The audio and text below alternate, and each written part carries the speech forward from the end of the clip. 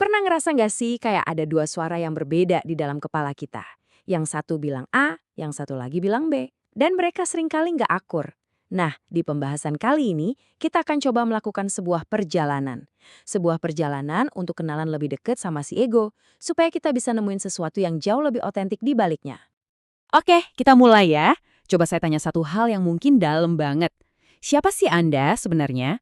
Coba deh, kita lepasin dulu semua label yang nempel. Nama Anda, pekerjaan Anda, semua cerita hidup Anda.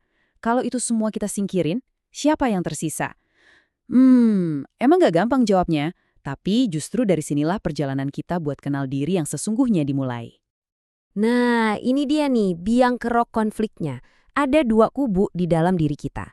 Kubu pertama, si diri berpikir, motonya, aku mikir, makanya aku ada.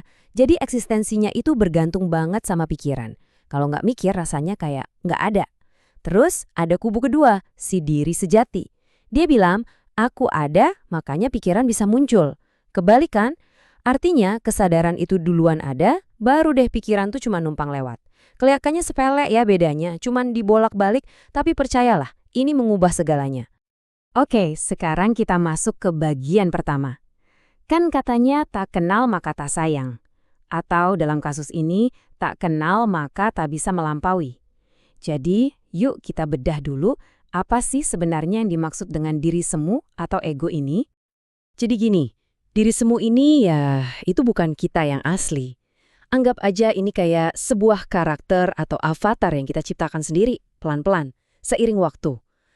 Dia ini nih si narator di kepala kita. Tahu kan? Suara yang nggak pernah diem, yang selalu ngomentarin segala hal, ngejudge ini itu, dan ngasih label ke semua pengalaman kita. Terus, avatar ini dibikin dari apa?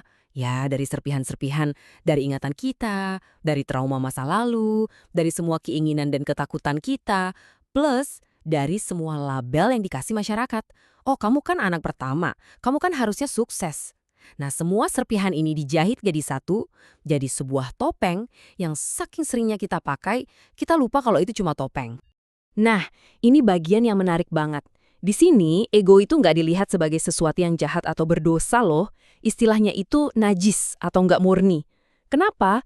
Bukan karena dia jelek, tapi karena dia itu kayak awan tebel yang nutupin matahari. Mataharinya tetap ada, cahayanya tetap ada, tapi ya ketutupan aja. Tugas si ego ini ya cuma itu, menghalangi cahaya sejati di dalam diri kita. Oke, kalau ego itu penjara, berarti harus ada kuncinya dong buat keluar? Tentu ada. Nah, di bagian selanjutnya ini, kita bakal ngeliat toolkit atau alat-alat praktis yang emang dirancang khusus buat ngelemehin cengkraman si diri semu ini. Siap-siap ya, karena ini bisa jadi bakal mengubah cara pandang kita soal ibadah.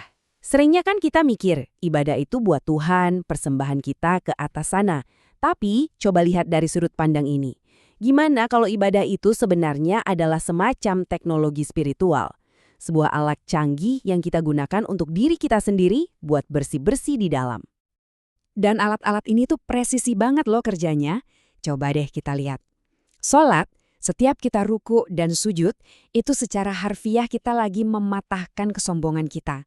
Terus puasa, kita nahan lapar dan haus, itu kayak kita lagi bilang ke diri sendiri, hey, aku lebih dari sekedar nafsuku. Zakat, itu ngingetin kita kalau semua yang kita punya ini cuma titipan, bukan milik kita sepenuhnya.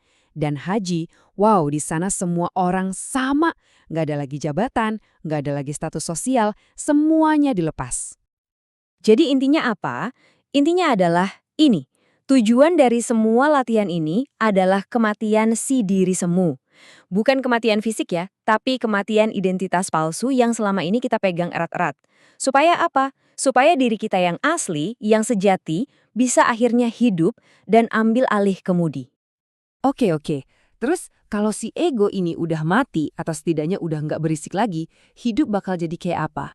Nah, sekarang kita intip yuk gimana rasanya hidup saat si diri sejati yang pegang kendali. Gambaran yang dipakai di sini tuh indah banget. Kita jadi kayak cermin. Coba bayangin cermin yang bersih banget. Dia jujur kan, cuma mantulin apa yang ada di depannya, nggak pakai ngejudge. Dia kosong, nggak punya agendanya sendiri. Dia pasrah, ngikutin aja aliran semesta. Dan karena bersih, dia jadi bercahaya, karena dia mantulin cahaya murni dari sumbernya. Keren ya? Dan jangan salah, perubahan di dalam ini efeknya keluar itu nyata banget.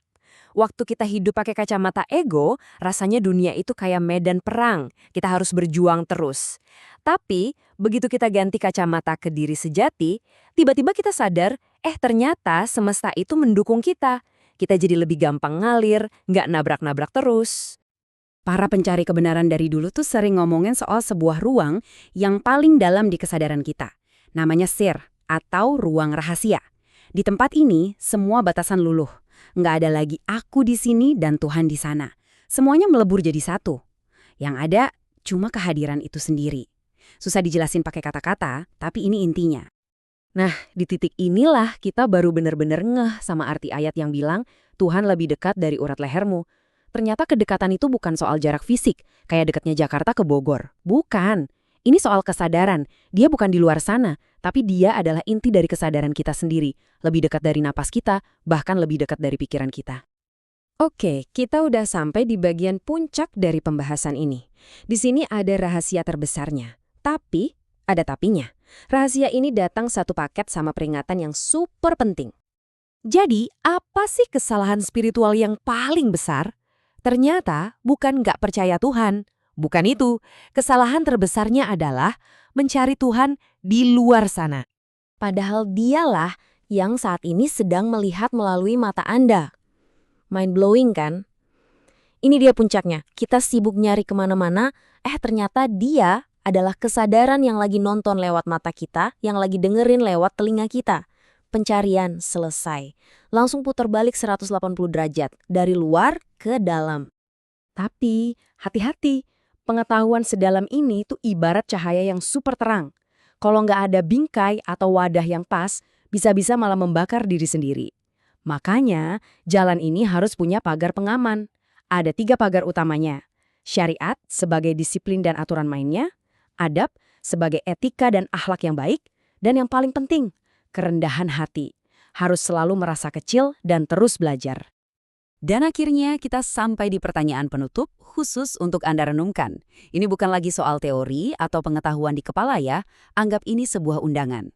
Pertanyaannya bukan kamu mau pencerahan nggak, tapi lebih ke apakah kamu siap dan cukup berani untuk kematian diri semu kamu? Siapkah kamu melepaskan sosok yang selama ini kamu kira adalah dirimu, demi memberi jalan bagi sesuatu yang jauh, jauh lebih agung?